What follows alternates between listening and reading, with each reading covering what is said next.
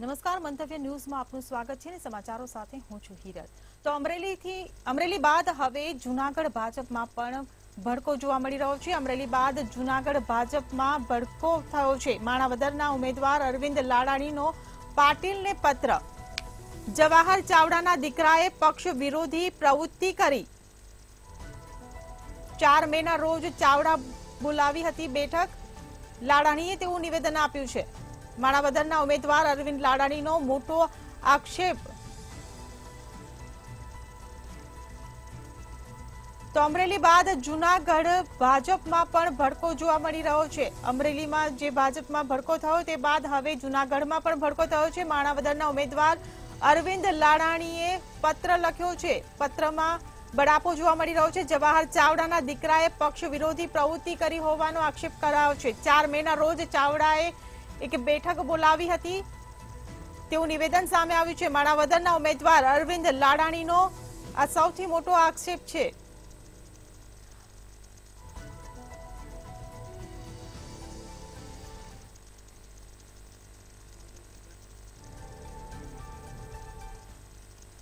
તાજેતરની લોકસભા અને વિધાનસભાની જે ચૂંટણી યોજાયેલ તેમાં માણાવદર વિસ્તારના જ માજી ધારાસભ્ય અને માજી કેબિનેટ મંત્રી શ્રી જવાહરભાઈ ચાવડાના પુત્ર રાજ ચાવડાએ તારીખ 4/5/24ના રોજ તેમના માલિકીની નૂતન જીનિંગ ફેક્ટરીમાં 800 થી 1000 કાર્યકરોની મીટિંગ બોલાવી અને તેમાં તેમને એવું જાણ કરેલ કે ભાઈ મારા પપ્પાના હારનો બદલો લેવાનો છે, એટલે આપણે ભારતીય જનતા પાર્ટીના ઉમેદવાર અરવિંદભાઈ લાડાણીને હરાવવાના છે અને કોંગ્રેસના ઉમેદવારને જીતાડવાના છે। આ મીટિંગમાં જ્યારે 800 થી 1000 માણસો હાજર હતા તેમાં માણાવદર તાલુકા ભારતીય જનતા પાર્ટીના પ્રમુખ શ્રી ગોવિંદભાઈ સૌસાણી તેમજ મહામંત્રી શ્રી જગદીશભાઈ મારુ, આ ઉપરાંત જિલ્લા પંચાયત સભ્ય રીનાબેન હિતેશભાઈ મારડિયાના સસરા જીવાભાઈ મારડિયા તેમજ માણાવદર શહેર ભાજપ મહામંત્રી વિક્રમભાઈ ચાવડા હાજર રહેલ અને આ બધાએ ચૂંટણીના દિવસે પક્ષ વિરોધી પ્રવૃત્તિ કરી અને ભારતીય તો ગુજરાતમાં લોકસભાના મતદાન પૂરું થયા બાદ હવે ભાજપમાં આંતરિક ભડકો જાહેર થયો છે। ભાજપના દિગ્ગજ નેતા ગણાતા નારણ કાછડિયાએ પક્ષના જ કાર્યક્રમમાં બળાપો વ્યક્ત કર્યો હતો। નોંધનીય છે કે અમરેલીના સાંસદ રહી ચૂકેલા નારણ કાછડિયાના બદલે આ વખતે અમરેલી બેઠકથી ભરત સુતરિયાને ઉતારવામાં આવ્યા હતા। સાવરકુંડલામાં એક કાર્યક્રમમાં ભાજપ સામે નારાજગી વ્યક્ત કરતા નારણ કાછડિયાએ કહ્યું કે જે સરખું થેન્ક યુ બોલી ન શકે તેવાને ટિકિટ આપી છે। તો આ સાથે જ તેમણે ખાસ કરીને પેરાશૂટ ઉમેદવારો પર નિશાન તાકતા ભાજપ સામે નારાજગી વ્યક્ત કરી હતી। અમરેલી બેઠક પર ભાજપમાં અસંતોષ રહ્યો છે। सांसद काछड़ियाना निवेदन पर डॉक्टर भरत कानाबारे कह્યું કે अब पछताए होत क्या जब चिड़िया चुग गई खेत। વધુમાં શું કીધું આવો સાંભળીએ। કહેવામાં દુઃખ થાય છે પણ ના છૂટકે મારે કહેવું પડે। કોઈ પણ કાર્યકર્તાને ભારતીય જનતા પાર્ટીનો કાર્યકર્તા ઉભો કરતા 10 વર્ષ લાગે। એ કાર્યકર્તાને તોડવામાં ખાલી 5 મિનિટ લાગે। તો આવી કોઈ પણ કાર્યકર્તાને તોડવાની કોશિશ ન કરે, કોઈ પણ ધમકી આપી નહીં, કારણ કે કાર્યકર્તાની પાછળ અમે બેઠા છીએ। એટલે ભારતીય જનતા પાર્ટીના કાર્યકર્તાને કરવાની જરૂર નથી। ઘણાને ધમકીઓ આપતા હતા, આમ નહીં કરો તો આમ કરી નાખશું, આમ નહીં કરો તો આમ કરી નાખશું, આમ નહીં કરો તો તમને આમ કરશું, તમને પોલીસ આ જિલ્લામાં પોલીસ છે ને એની અમને ખબર છે કેટલી બધી અમારા તાકાત છે। એટલે પોલીસની ધમકી મહેરબાની કરીને કોઈ કાર્યકર્તા નહીં આપવું અને કોઈ પણ કાર્યકર્તાને આપણે પાર્ટીના કાર્યકર્તા હોય છે, આપણે કોઈ ખોટું કામ નથી કરવાનું, ખોટું કામ આપણે કરવાનું પણ નથી। એટલે આપણે કોઈથી ડરવાનું નથી, કારણ કે ભારતીય જનતા પાર્ટીનો આપણે ગળામાં ઠેસ નાખેલો। અને આજે જે ગઈકાલે દિલીપભાઈ જો લગભગ તો બધી જગ્યાએ તમે જોયું કે કોંગ્રેસમાંથી કે આપમાં સવારમાં આવે, બપોરે એમને હોદ્દો મળે, બીજે દિવસે એમને કેબિનેટની મંત્રીના પદ મળી જાય, સંગઠનના પદ મળી જાય, ધારાસભ્યની ટિકિટો મળી જાય। તો ભારતીય જનતા પાર્ટીના એક સાંસદ તરીકે તમે પાર્ટીની અંદર લેવો અમને કોઈ વાંધો નથી। પાર્ટીના નિયમ પ્રમાણે આપણે લેવા જોઈએ અને લઈ આપણે સરવાળો કરવાનો છે, બાદબાકી નથી કરવાની, એ અમે માનીએ છીએ। પરંતુ ભારતીય જનતા પાર્ટીના કાર્યકર્તાને ભોગે નહીં।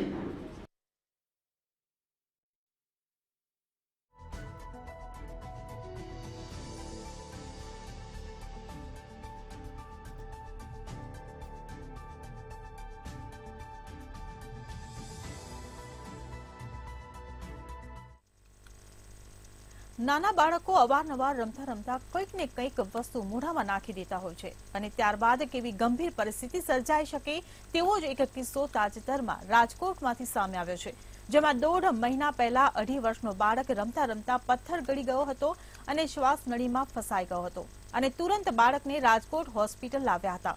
રાજકોટની હોસ્પિટલમાં નિદાન કરતા પથ્થર શ્વાસ નળીમાં ફસાયો હોવાનું માલુમ પડ્યું હતું. આથી ડોક્ટરે દૂરબીન વડે જટિલ સર્જરી કરી પથ્થર બહાર કાઢી બાળકને નવજીવન આપ્યું હતું. 18 એપ્રિલે ઓપરેશન થયા પછી બાળક સંપૂર્ણ રીતે સ્વસ્થ થતા ગઈકાલે ડિસ્ચાર્જ આપવામાં આવ્યો હતો.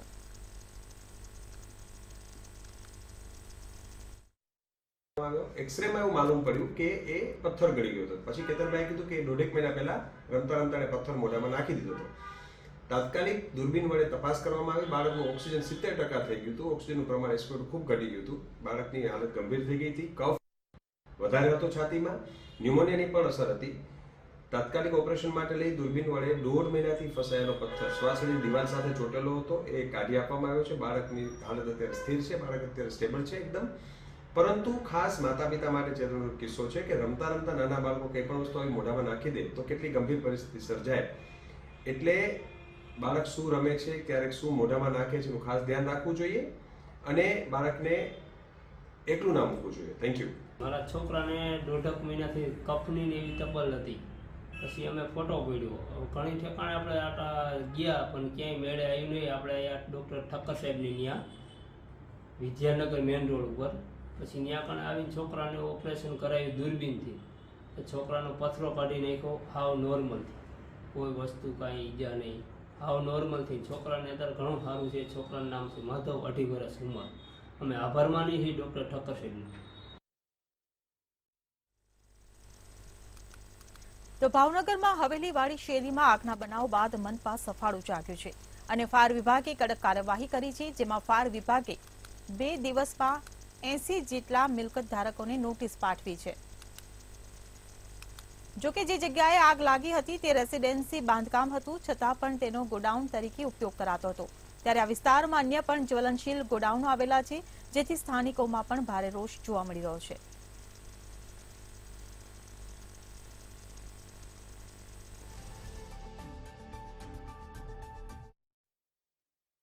જે સંદર્ભે આવી ગીચ વિસ્તારમાં કોમર્શિયલ વિભાગ અને સ્ટોરેજ બિલ્ડિંગો બનેલ છે અને રેસિડેન્શિયલમાં પણ આવા બનાવો બનેલા હોય છે, જે ધ્યાને લઈને અત્યારે ફાયર સેફ્ટી ઇન્સ્ટોલેશન માટેની નોટિસ ઇસ્યુ કરવામાં આવેલ છે. 2 દિવસના અંદર અમે 80 નોટિસ ઇસ્યુ કરી છે અને હજી કામગીરી ચાલુ જ છે અને ચાલુ રાખવાની છે. અમે 10 દિવસનો સમય આપ્યો છે, એમાં ઇન્સ્ટોલેશન કરવાની અને એની બાંહેધરી આપવાની રહેશે કે ભાઈ અમે 20 દિવસમાં 25 દિવસમાં આ ઇન્સ્ટોલેશન કરીને ફાયર એનઓસી માટે એપ્લાય થશું. જી ભાવનગર શહેરને હવેલીવાળી શેરીમાં ગત સોમવારે 6 તારીખે એક વાયરના ગોદામમાં આગ લાગી હતી, જેને લઈને મહાનગરપાલિકાના ફાયર વિભાગે ભારે જહેમત બાદ આ આગની ઉપર કાબુ મેળવ્યો હતો. છે તે ગીચ વિસ્તાર છે. આ જે હવેલીવાળી શેરી સહિતના જે આજુબાજુના વિસ્તાર એટલે કે પિછલા મામાના ખણીઓ અને જે ગામતલ વિસ્તાર કહેવાય સમગ્ર વિસ્તાર છે તે એક ગીચ વિસ્તાર છે. મુખ્ય બજારની સાથે સંપર્કનો આ વિસ્તાર છે. આ વિસ્તાર ગામતળ એટલે કે રેસિડેન્સી વિસ્તાર હતો, પરંતુ ઘણા લોકોએ આ વિસ્તારની અંદર કહી શકાય કે 3 થી 4 માળના જે બાંધકામો કરી નાખ્યા છે અને અહીંયા રહેવાની જગ્યાએ પોતે ગોદામો કર્યા છે. ચપ્પલ, કાપડ, પ્લાસ્ટિકની વસ્તુ, વાયર તેમજ ઇલેક્ટ્રિક સામાનના અનેક ગોદામો આ વિસ્તારમાં આવેલા છે. જ્યારે આ ઘટના બની ત્યારે ફાયર વિભાગે જ્યારે જે આગ ઉપર કાબુ મેળવ્યો ત્યારબાદ જે રીતના સર્વે કર્યું ત્યારે અનેક આવા ગોદામો છે તેને ડિટેક્ટ કર્યા હતા અને ડિટેક્ટ કરતાની સાથે જ આજે એક જાતના રહેણાંકીય મકાન હોય તેની અંદર બનાવવામાં આવ્યા છે. પરંતુ જે રીતના વિસ્તાર ગીચ હોય, આજુબાજુમાં રેસિડેન્સી હોય, અનેક લોકો વસાહત કરતા હોય અને આ વિસ્તારની અંદર આવા ગોદામોની અંદર એક પણ પ્રકારની જે ફાયરની સુવિધા કહેવાય તે ઉપલબ્ધ નહોતી, જેને લઈને મહાનગરપાલિકા દ્વારા 2 દિવસની અંદર 80 જેટલી નોટિસો આપીને 12 દિવસની અંદર ફાયરના ઉપકરણો એટલે કે આગ લાગે તો ઇમરજન્સીમાં આગ ઓલવવા માટે પ્રાથમિક રીતના કોઈ પણ જાતની આગ લાગે તેને ઓલવવા માટેની જે સામગ્રી ફાયરની જોવે તે ઉપલબ્ધ કરવા માટેની નોટિસ આપી છે. હજી પણ નોટિસો દેવાનું શરૂ છે, પરંતુ જે રીતના કહી શકાય કે આ જે બાંધકામો છે એક તરફ ગેરકાયદેસર બાંધકામ અને ગેરકાયદેસર ઉપયોગમાં કરવામાં આવ્યું છે. ભૂતકાળની અંદર મહાનગરપાલિકાના કમિશનર NV ઉપાધ્યાય દ્વારા ગામતળની અંદર 35 કરતાં વધારે નોટિસો આપવામાં આવી હતી કે જે બાંધકામ છે તો કોઈ પણ જાતની પરમિશન વગર કરવામાં આવ્યા હતા. પરંતુ ક્યાંક ને ક્યાંક હવે એવું લાગી રહ્યું છે કે જે ઘટના બની છે તેની અંદર જે સામે આવ્યું છે કે અનેક ગોદામો છે આ વિસ્તારમાં આવેલા છે, તેની કોઈ પણ જાતની તંત્રને કોઈ પણ ખબર ન હોય તેવું પણ સામે આવી રહ્યું છે. પરંતુ આ જે ગોદામ કરવામાં આવ્યા છે તે ક્યાંક ને ક્યાંક તંત્રના અધિકારીઓની ઉપર કહી શકાય કે શંકાની સોય છે તે લટકતી જોવા મળી રહી છે.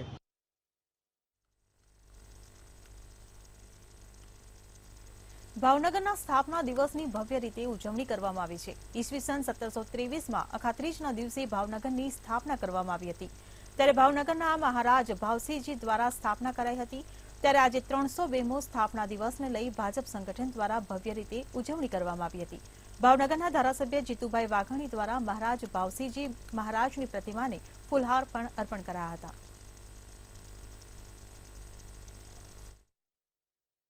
ભાવનગરના જન્મદિવસ નિમિત્તે આજે સૌ ભાવેડાવાસીઓને શુભકામનાઓ પાઠવું છું. આજે સવારથી માનનીય ધારાસભ્ય જીતુભાઈ, દેવશ્રી ભરતભાઈ અને મારા મહામંત્રી અલ્પેશભાઈ અને સૌ કાર્યકર્તા દ્વારા જન્મોત્સવ સમિતિ દ્વારા આજે ભાવનગરના જન્મદિવસની ઉજવણીના ભાગરૂપે મહારાજા સાહેબના પ્રતિમાને પુષ્પાંજલિ કરી અને સૌ ભાવેડાવાસીઓને શુભેચ્છાઓ પાઠવું છું. રાજકોટમાં સંબંધોને શર્મસાર કરતી ઘટના સામે આવી છે, જેમાં પતિ દ્વારા પત્ની પર કરવામાં આવેલી હેવાનિયતથી ચકચાર મચી છે. સમગ્ર ઘટનામાં પતિએ પોતાની જ પત્ની પર ભાણેજ અને મિત્રો સાથે મળી દુષ્કર્મ આચર્યું છે અને પત્નીને માર મારીને વિડીયો પણ બનાવ્યો હતો.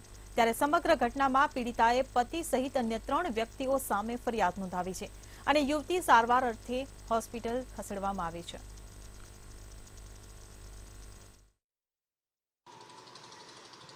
રાજકોટમાં સામૂહિક દુષ્કર્મની ઘટના વધુ એક સામે આવી છે અને આ ઘટનામાં કહી શકાય કે મહિલાએ પોતાના પતિ અને પતિના મિત્ર અને 2 ભાણેજ વિરુદ્ધ ફરિયાદ નોંધાવી છે.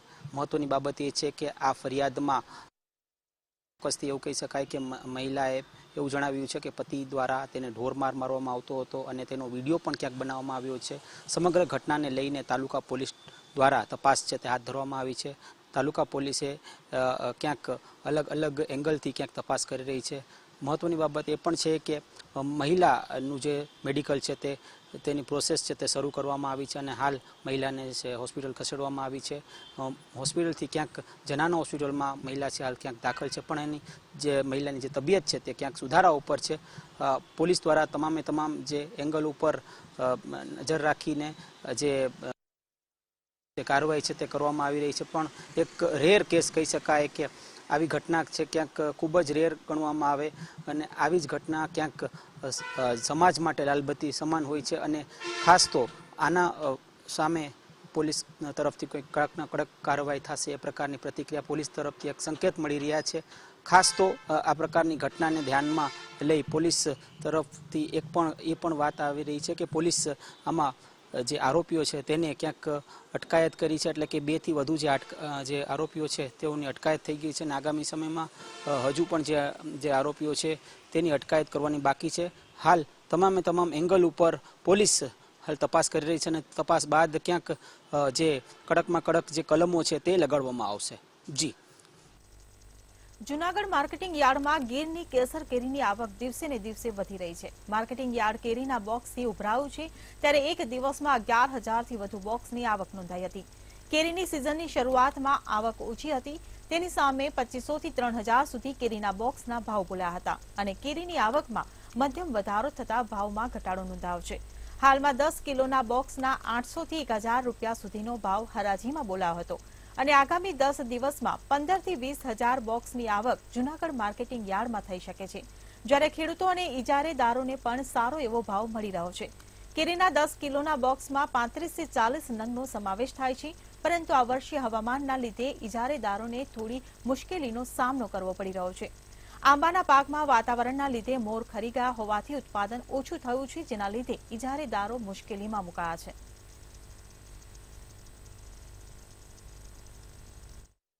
માર્કેટિંગ યાર્ડ જુનાગઢમાં શાકભાજી ફળફળાદી સબયાર્ડમાં કેરીની ખૂબ જ પુષ્કળ પ્રમાણમાં આવક થઈ રહી છે. કેસર કેરીની આવક ખૂબ જ સારા પ્રમાણમાં થઈ રહી છે.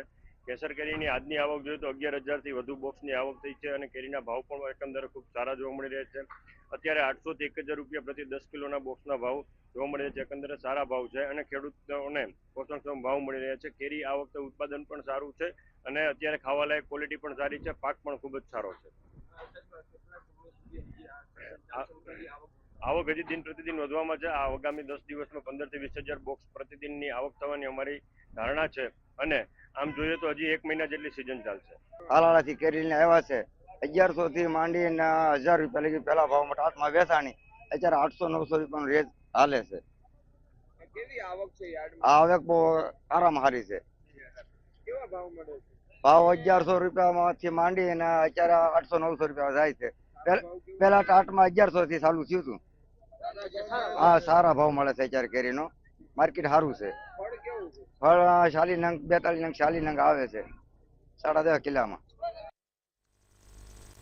સુરતી લાલાઓ આઈસ્ક્રીમ ખાતા પહેલા જરા ચેતજો, કેમ કે શહેરમાંથી આઈસ્ક્રીમના લેવાયેલા સેમ્પલ ફેલ થયા છે.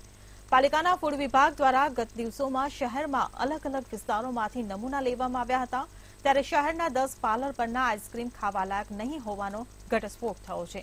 25 થી વધુ આઈસ્ક્રીમ વિક્રેતાઓને ત્યાંથી 29 આઈસ્ક્રીમના નમૂના લેવામાં આવ્યા હતા અને આઈસ્ક્રીમનું ટેસ્ટિંગ લેબોરેટરીમાં કરવામાં આવતા 29 પૈકી 10 નમૂના ફેલ સાબિત થયા હતા, જેમાં મિલ્ક ફેટની માત્રા 10%થી ઓછી હોવાની સાથે ટોટલ સોલિડની માત્રા પણ 36%થી ઓછી મળી હતી. Deputy commissioner health and hospital Shri અને આરોગ્ય અધિકારી શ્રીની સીધી માર્ગદર્શન અને સૂચના હેઠળ સુરત મહાનગરપાલિકાના અલગ અલગ ઝોનમાં આઈસ્ક્રીમનું વેચાણ કરતી તેમજ ઉત્પાદન કરતી સંસ્થાઓમાં ફૂડ વિભાગના ફૂડ સેફ્ટી ઓફિસરો દ્વારા નમૂના લેવાની તેમજ તપાસણીની કામગીરી કરવામાં આવી હતી.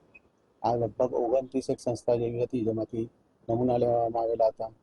તે નમૂનાઓમાંથી 10 સંસ્થાના નમૂનાઓ ધારાધોરણ મુજબનો માલુમ નહીં પડેલા. એમાં મિલ્ક ફેટ ઓછી આવેલી હતી અને સોલિડ ફેટ એ વસ્તુ ઓછી આવેલી હોવાથી તેમની સામે એજ્યુકેટિંગમાં ફરિયાદ દાખલ કરવાની કાર્યવાહી હાથ ધરવામાં આવેલી છે. તેમજ ત્યાંથી લગભગ 80-79 જેવું આઈસ્ક્રીમનો નાશ કરવામાં આવેલો. જી બિલકુલથી આઈસ્ક્રીમ ખાનારાઓ માટે ચેતવણીજનક કિસ્સો સુરતમાંથી બહાર આવ્યો છે. ખાસ કરીને સુરતમાં જે પ્રકારે ઉનાળાની સિઝન શરૂ થતાની સાથે જ આરોગ્ય વિભાગ જે છે તેમણે તેમની ક્યાંક ને ક્યાંક જે કામગીરી છે તે શરૂ કરી દીધી હતી અને આરોગ્ય વિભાગે સાબદા બની સુરતમાં આવેલી જે આઈસ્ક્રીમોની દુકાનો છે તેમાંથી 29 જેટલા સેમ્પલો લીધા હતા. સુરતના વિવિધ વિસ્તારો જેવા કે કતારગામ, અમરોલી, ડભોલી સહિત અડાજણ સહિતના વિસ્તારોમાંથી આઈસ્ક્રીમના જે દુકાનો છે ત્યાંથી 29 સેમ્પલો લીધા હતા. તે સેમ્પલોને લેબ માટે મોકલવામાં આવ્યા હતા. જોકે આઈસ્ક્રીમને લેબ કર્યા બાદ ચોંકાવનારો ખુલાસો સામે આવ્યો હતો અને 29માંથી 10 જેટલા સેમ્પલો છે તે ફેલ આવ્યા હતા. એટલે કહી શકાય કે અત્યાર સુધી સુરતી લાલાઓ આઈસ્ક્રીમ ખાતા હતા તે તેમના માટે જોખમકારક હતું, તેમના સ્વાસ્થ્ય માટે હાનિકારક હતું, કારણ કે 29 જેટલા સેમ્પલોમાંથી 10 સેમ્પલ નેગેટિવ નીકળ્યા છે. આ આઈસ્ક્રીમ સ્પષ્ટ બતાવી રહ્યું છે કે ખાવા લાયક ન હતા. ક્યાંક ને ક્યાંક આ આઈસ્ક્રીમો જે છે તેના સેમ્પલો ફેલ નીકળતાની સાથે જ કહી શકાય કે જે આરોગ્ય વિભાગ છે તેમણે કામગીરી શરૂ કરી છે અને એવા તમામ જે દુકાનદારો છે તેમની સામે કાયદેસરની કાર્યવાહી. આઈસ્ક્રીમના સેમ્પલો લેવામાં આવ્યા હતા તેમાંથી જે મિલ્ક ફેટની માત્રા 10%થી ઓછી હોવાની સાથે ટોટલ સોલિડ માત્રા પણ 36%થી ઓછી જોવા મળી હતી. એટલે આ આઈસ્ક્રીમ ખાવા લાયક ન હતું. તેમ છતાં શહેરીજનોને આ આઈસ્ક્રીમ છે તે આપવામાં આવતું હતું અને 29 સેમ્પલોમાંથી 10 સેમ્પલો નેગેટિવ નીકળ્યા હતા, એટલે કે સેમ્પલો ફેલ થયા હતા. તે ખૂબ જ ભયજનક કહી શકાય, કારણ કે લોકોના સ્વાસ્થ્ય સાથે સીધી રમત આ આઈસ્ક્રીમના પાર્લરો વાળા દુકાનદાર તે કરી રહ્યા છે. એટલે આના માટે થઈને સુરતના આરોગ્ય વિભાગ જે છે તેમણે દંડાત્મક પ્રક્રિયા પણ શરૂ કરી દીધી છે.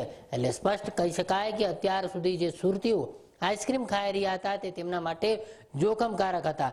લોકોના સ્વાસ્થ્ય સાથે સીધા ચેડા કરનાર આવા તમામ જે દુકાનદારો છે તેમની પર એક બાદ એક એક્શનો છે તે લેવામાં આવી રહ્યા છે. અને સુરત શહેરમાં જે ચાલી રહેલા વિવિધ આઈસ્ક્રીમોની દુકાન છે ત્યાં આરોગ્ય વિભાગ તમામ જગ્યાએ ચેકિંગ કરે તેવી ફરજ હાલ પડી છે. લોકોની પણ માંગ છે કે તમામ એવી દુકાનોએ આઈસ્ક્રીમ ધારકોની જે દુકાનો છે એ તમામ દુકાનો પર આરોગ્ય વિભાગ દ્વારા તપાસ કરવામાં આવે અને તમામના રિપોર્ટ લઈને તેનું લેબ કરવામાં આવે, જેથી ખબર પડે કે આ આઈસ્ક્રીમ ખાવા લાયક છે કે નહીં. હાલ આ જે 10 સેમ્પલો ફેલ નીકળ્યા છે તેને લઈને શહેરભરમાં ફફડાટ ફેલાયો છે. સુરતમાં ન્યૂ પીએમ આંગણિયા સીઆરડી ક્રાઇમ સર્ચ ઓપરેશનનો મામલો સામે આવ્યો હતો. ત્યારે આ મામલે પીએમ આંગણિયામાંથી 42 લાખ મળી આવ્યા છે. તેમજ કેટલાક લેપટોપ, ડીવીઆર અને દસ્તાવેજ પણ કબજે કરાયા છે. પીએમ આંગણિયાના માલિક રમેશ હજી ફરાર છે. ઠગાઈ અને કાવતરાનો ખોટા દસ્તાવેજનો ગુનો દાખલ કરવામાં આવ્યો છે. ભવાનીવડ ન્યૂ પીએમ આંગણિયા સીઆરડી ક્રાઇમનું સર્ચ ઓપરેશન પૂર્ણ થયું છે. ત્યારે રોકડ રકમ માટે ઇન્કમટેક્સને જાણ કરવામાં આવી છે.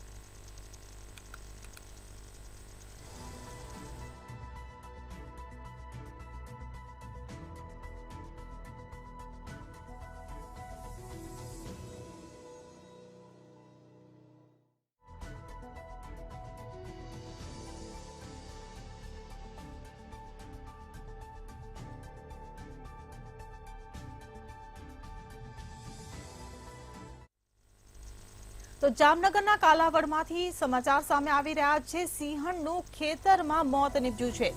તો જામનગરના કાલાવડના આ સમાચાર છે. ખેતરમાં ગેરકાયદેસર વીજ શોકથી મોત થયું હોવાનું સામે આવ્યું છે. ખેત માલિક દ્વારા સિંહણના મૃતદેહને દાટી દેવામાં આવ્યો હતો. ત્યારે પેટ્રોલિંગમાં ફોરેસ્ટની ટીમને દુર્ગંધ આવતા ફોરેસ્ટ ટીમે તપાસ હાથ ધરી હતી ને તપાસ કરતા સિંહણનો મૃતદેહ મળી આવ્યો હતો. તો જામનગરના કાલાવાડની આ ઘટના છે. સિંહણનો મૃતદેહ મળી આવ્યો છે. હંસથળ ગામે સિંહણનું ખેતરમાં મોત નીપજ્યું છે. ખેતરમાં ગેરકાયદેસર વીજ શોકથી આ મોત થયું હોવાનો ખુલાસો થયો છે. તો ખેતર માલિક દ્વારા સિંહણના મૃતદેહને દાટી દેવામાં આવ્યો હતો. જો કે તપાસ હાથ ધરવામાં આવી હતી. પેટ્રોલિંગમાં ફોરેસ્ટની ટીમ હતી ને પેટ્રોલિંગ દરમિયાન દુર્ગંધ આવતા વધુ તપાસ હાથ ધરીને તપાસ કરતા સિંહણનો મૃતદેહ મળી આવ્યો હતો.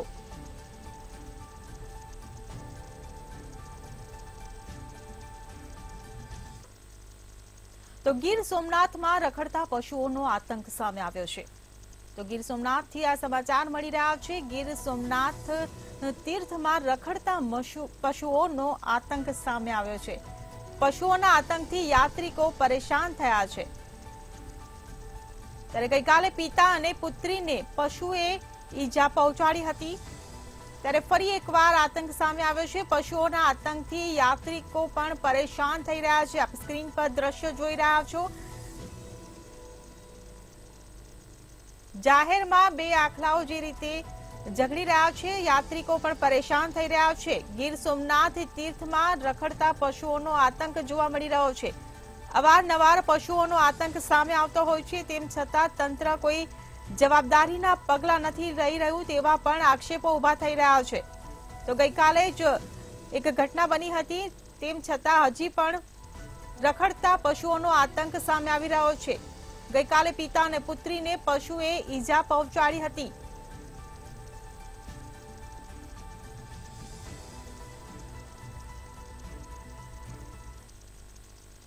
તો હાલ સૌરાષ્ટ્ર સુરતમાં બસ આટલું જ. વધુ સમાચાર માટે જોતા રહો મંતવ્ય ન્યૂઝ. નમસ્કાર.